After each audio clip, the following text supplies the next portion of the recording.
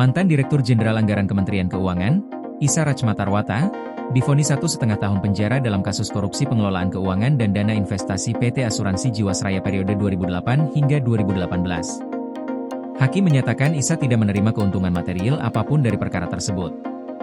Ketua Majelis Hakim Sunoto menyampaikan, terdakwa terbukti bersalah melakukan tindak pidana korupsi secara bersama-sama, namun tidak memperoleh manfaat pribadi dari tindakan itu. Pertimbangan meringankan vonis antara lain Isa belum pernah dihukum sebelumnya, bersikap sopan dan kooperatif selama persidangan, serta memiliki jasa dalam pengembangan regulasi dan penguatan industri perasuransian. Usia Isa yang sudah lanjut saat menjabat juga menjadi faktor pertimbangan hakim.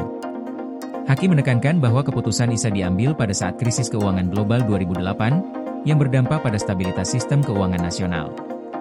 Namun, hal yang memberatkan vonis adalah Isa dinilai tidak mendukung program pemerintah dalam pemberantasan korupsi.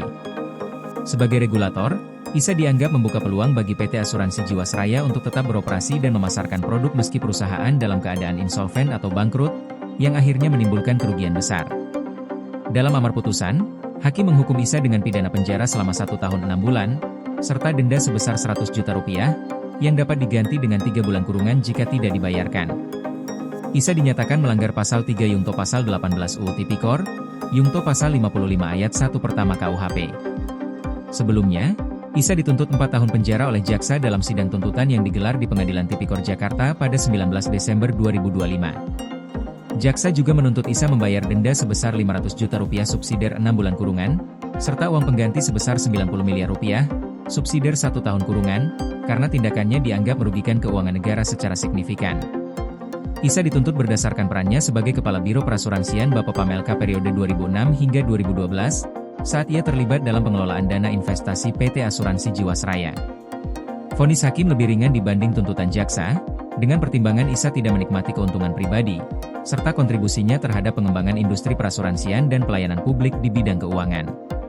Putusan ini menjadi penegasan bahwa pengawasan dan tanggung jawab sebagai pejabat publik tetap harus dijalankan secara hati-hati, apalagi ketika berkaitan dengan dana investasi dan keuangan negara yang berdampak luas.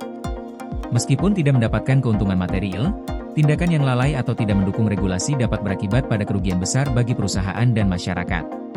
GL jelang Hari Kesaktian Pancasila, listrik terbangun, alam tetap lestari. Panen perdana garam Aceh. PLN hadirkan energi untuk UMKM di momen menyambut Hari Kesaktian Pancasila.